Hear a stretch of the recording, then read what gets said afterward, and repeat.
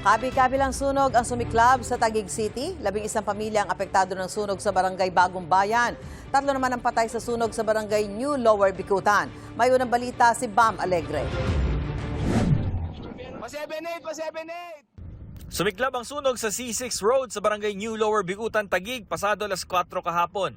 Trahedya ang tumambad sa mga tauhan ng Bureau of Fire Protection nang maapula ito pasado alas 6 kagabi. 3 ang namatay habang 7 ang sugatan. Yun nga po, sa kasamang palad po ay meron po tayong na casualty kanina doon sa naganap na sunog sa New Lower Bicutan at sila po ay yung dalawa po ay both senior citizens. Yung isa ay sinasabi na stroke patient and yung isa ay relative din po ng dalawang senior citizen. Sa tala ng BFP, 34 na pamilya na apektuhan ng sunog.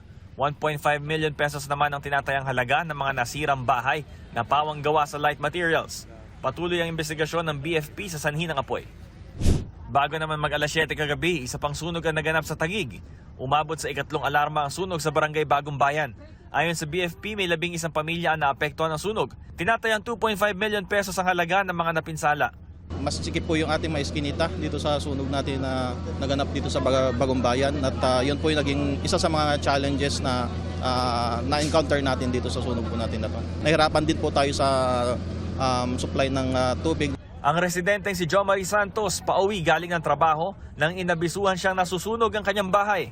May tumawag po kasi sa akin ng 9:26, may umuusok daw po sa loob ng bahay. Pagpasok ko naman po doon, galing akong work, umakyat po ako dun sa may hagdan, umuusok pa lang po siya.